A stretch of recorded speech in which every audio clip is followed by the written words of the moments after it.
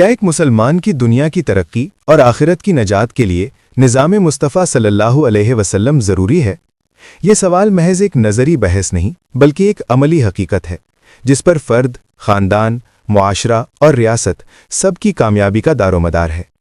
نظام مصطفیٰ صلی اللہ علیہ وسلم دراصل قرآن و سنت پر مبنی وہ مکمل ضابطۂ حیات ہے جو انسان کو صرف عبادات ہی نہیں سکھاتا بلکہ معیشت، سیاست، عدل، اخلاق، خاندانی نظام اور سماجی ذمہ داریوں تک ہر پہلو میں رہنمائی فراہم کرتا ہے۔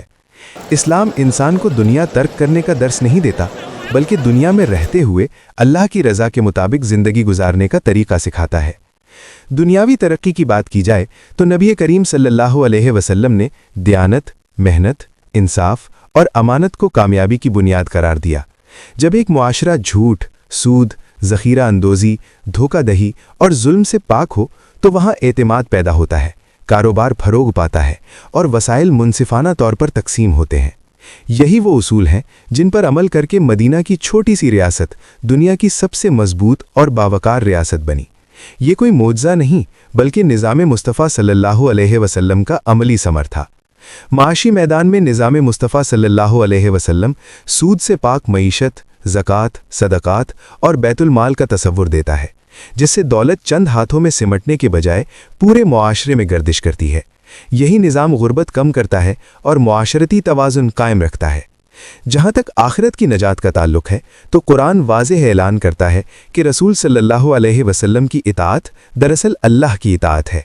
جو شخص نبی صلی اللہ علیہ وسلم کے طریقے کو اپناتا ہے وہ صرف دنیا میں سکون نہیں پاتا بلکہ آخرت میں کامیابی کی ضمانت بھی حاصل کرتا ہے۔ عبادات، معاملات اور اخلاق سب میں سنت کی پیروی انسان کو اللہ کے قریب کرتی ہے۔